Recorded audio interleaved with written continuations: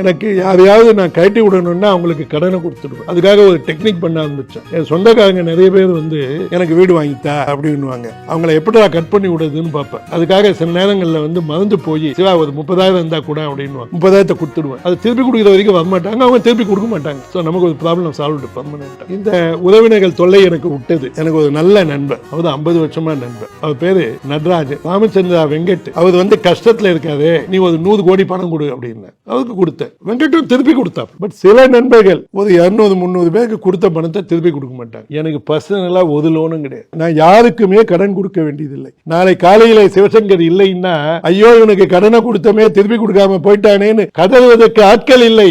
என்ன இந்த 66 வயது வரை கடனே வாங்கியதில்லை. தனிப்பட்ட முறை பர்சனல் லோன் வாங்கினதில்லை. எனக்கு தெரியாது, தேவைப்படவில்லை. அப்புறம் நான் கேட்டாலும் கொடுப்பார்களா என்று எனக்கு ஒரு சந்தேகம். கடன் நன்மைக்கு எடுக்கும். எனக்கு ரோல் மாடலே இல்லை. நான் யாரை பற்றியும் காப்பி அடிக்கவில்லை. நான் யாருக்காவது நன்றியுடைய இந்த உலகத்தில் யாருக்காவது நன்றியுடையவனாக இருக்க வேண்டும் என்று நினைத்தால் அது என் தந்தைக்கும் தாய்க்கும் மட்டுமே. என் தந்தை ஆசிரியராக இருந்து அவருடைய நேரங்களை இன்வெஸ்ட் பண்ணார் எனக்கு. என்னுடைய தாய் அவளுடைய நேரத்தை எனக்கு இன்வெஸ்ட் பண்ணார். அவங்க 2 பேரை தவிர நான் யாருக்குமே கடமைப்பட்டவன் இல்லை. ஒரு பிசினஸ் மேன் கிட்ட பழகும் போது முதல்ல பிசினஸ் என்ன செய்யற தொழில் அது இல்ல. You are busy with an activity. இந்த திட்டும் போது பாத்தீங்கன்னா it's none of your business அப்படின்றோம். அப்படின்னா இது ஆக்டிவிட்டி இல்லைன்னு அர்த்தம். நீங்க வந்து ஒரு பிரியாணி கடை வச்சிருக்கீங்க, நான் ஒரு பிரியாணி கடை வச்சிருக்கேன். நம்முடைய நட்பு எப்படி இருக்கணும்னா வெளியில சத்தம் போடுவோம், கிருத்திகா பிரியாணி தான் பெஸ்ட், சிவா பிரியாணி தண்டோன்னுங்க. நானும் அது மாதிரி சொல்லுவேன். கிருத்திகாவது பிரியாணியே இல்ல, அது ஃப்ரைட் ரைஸ். நான் தான் 2 மடங்கு கறி கொடுக்குறேன். இந்த பிரியாணியில ஒரு ரேஷியோ இருக்கு.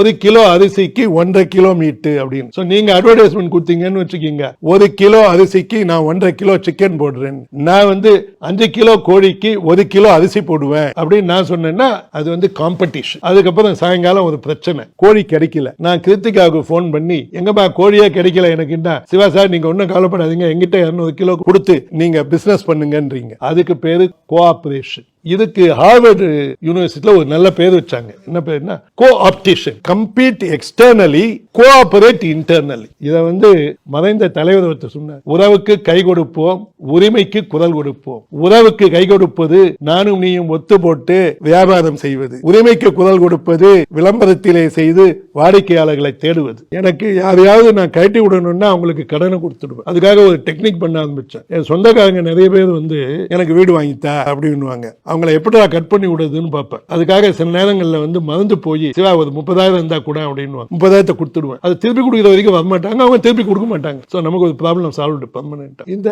உறவினர்கள் தொல்லை எனக்கு விட்டது. எனக்கு ஒரு நல்ல நண்பர், அவர் 50 வருஷமா நண்பர். அவர் பேரு நடராஜன் ராமச்சந்திரா வெங்கட். அவர் வந்து கஷ்டத்துல இருக்காரு, நீ ஒரு 100 கோடி பணம் கொடு அப்படின்னு அவருக்கு கொடுத்த. வெங்கட்டும் திருப்பி கொடுத்தா. பட் சில நண்பர்கள் ஒரு 200-300 பேருக்கு கொடுத்த பணத்தை திருப்பி கொடுக்க மாட்டாங்க.